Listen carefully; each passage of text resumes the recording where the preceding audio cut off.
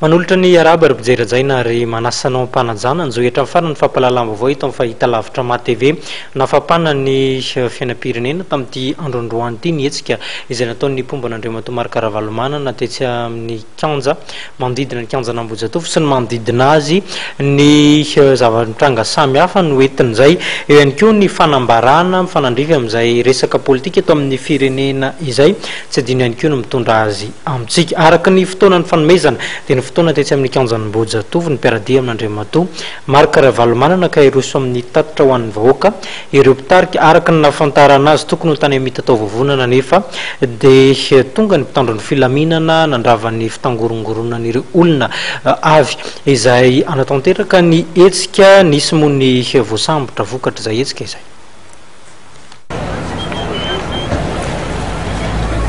Nirefitra ny bomba mandatsa-dranomaso androany teny Analakely sy ny manodidina. Nanomboka tamin'ny 12 ora sasany nanomboka naparitaka mitandro filaminana ny fitangorongorona ny olona rehetra teny Ambohijatovo sy Analakely. Na dia nisy aza amin'ny fanaparitahana voalohany dia mbola maro ireo mivorivory teny Analakely sy ny manodidina ary nitony folakandro ny fanaparitahana nataon'ny mitandro filaminana.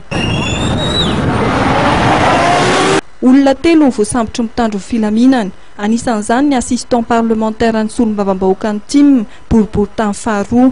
Olona iray nitapaka ny tanany rehefa voatery ny vato efa nikasainy atao fanakan-dalana.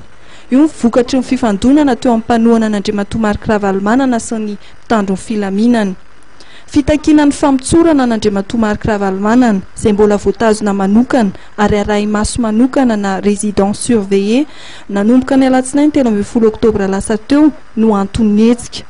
Ny mpanaradia an'Andriamatoa Marc Ravalomanana izay nikasa nihiditra tao anatin'ny kianjan'ny demokrasia.